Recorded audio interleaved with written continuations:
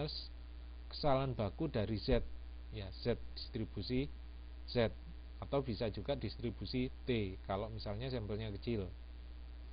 Nah, ini bila diinginkan 95% confident interval, nah misalnya ya, bila diinginkan 95% confident interval, derajat kepercayaannya, maka nilai Z sama dengan 1,96.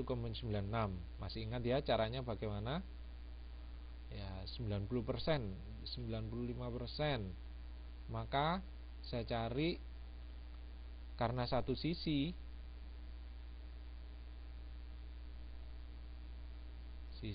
maka saya cari bahwa 95% bagi 2 berarti apa?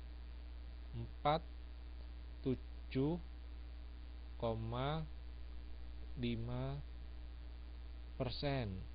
Nah, 47,5% atau 0,475, ini adalah luasnya.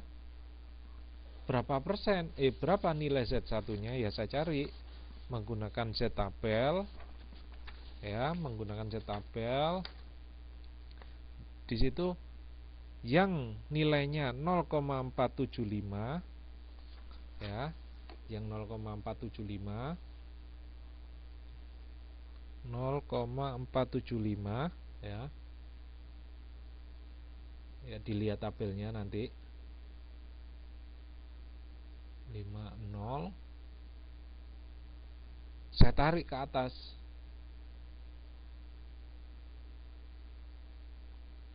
Ya, di bagian atas, di kolom bagian atas di sini ada 0,06, ya, atau titik 0,6.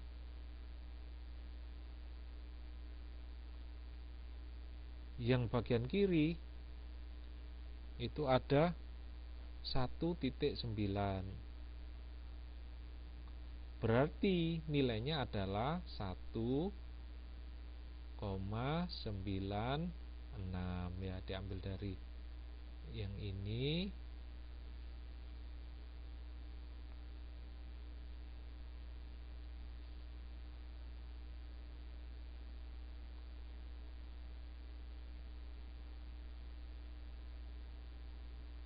Ya, dari 0,475 tadi. Nah, maka nilai Z-nya adalah 1,96.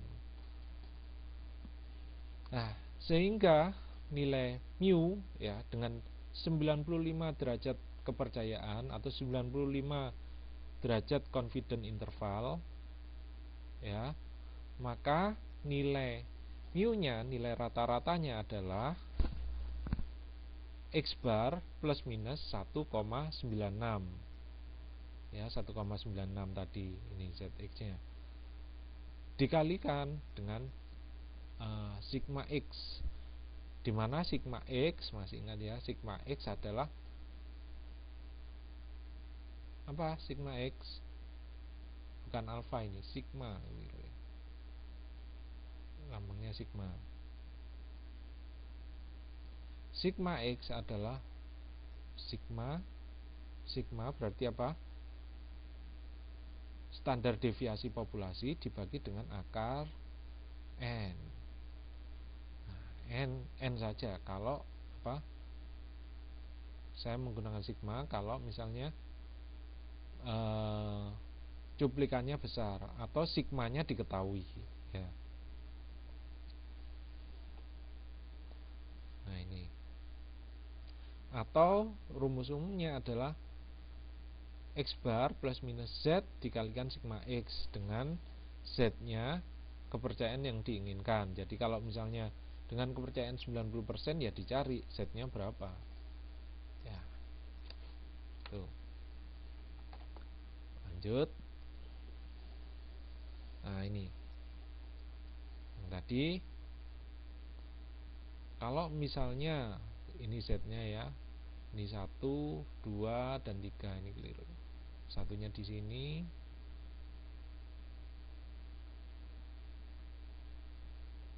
2, 3. Berarti yang di sini, luas yang di sini ini berapa derajat confidence intervalnya? Ya 34x 34% kali 2. Kalau yang ini berapa?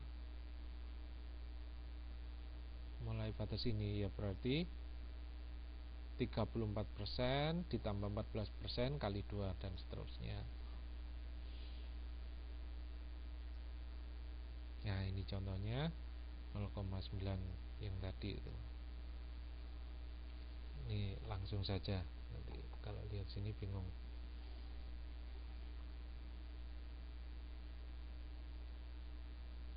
Nah, ini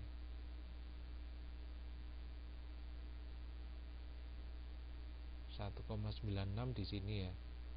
95%. Nah, ini yang kalau Z1 Z2 nya 2,58 dan seterusnya. Nih contoh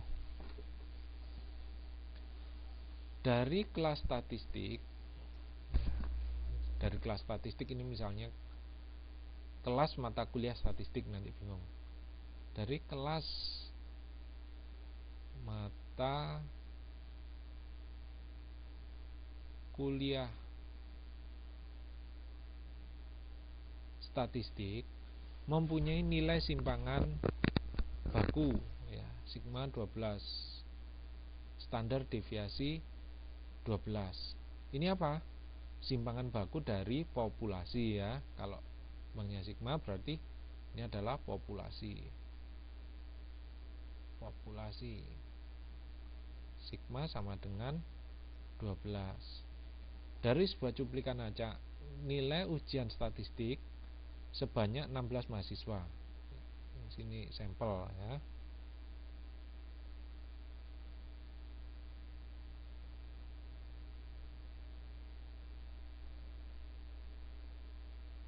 N sama dengan 16.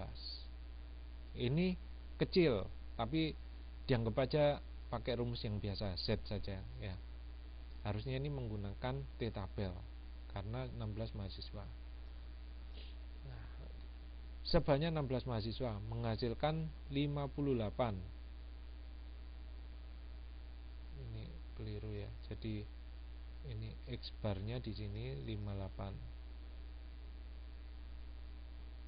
Jadi kalau yang ini pokoknya kalau diketahui sigma itu dianggap cuplikannya sampelnya besar gitu aja. Padahal seharusnya kecil. Jadi kalau misalnya nanti di ujian kalau diketahui sigmanya kita gunakan aja rumus Z. Tapi kalau sigmanya tidak diketahui maka kita gunakan rumus T ya. X barnya adalah 58. Ya, dari sampel itu 58. Buat rentang dengan kepercayaan 95% ya. Berarti Z 0,25 atau ini langsung 1,96 ya. Tadi kan sudah